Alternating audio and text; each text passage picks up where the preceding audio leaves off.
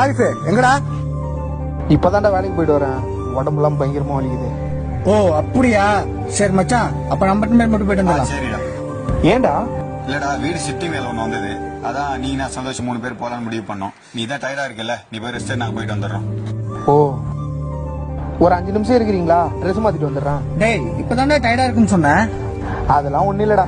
பா, அவ்வளவு பணத்தை சேர்த்து என்னதான் பண்ண போறியோ?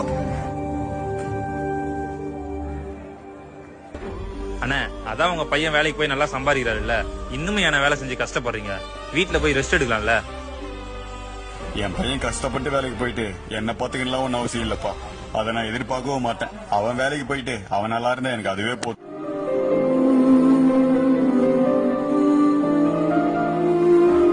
சரி, ஒரு 5 நிமிஷம் இருங்கடா, வந்துடுறேன். எல்லாம் பசங்களோட கனவும் தான் அப்பா அம்மா வேலைக்கு போக கூடாதுன்னு நினைக்கிறது தாங்க.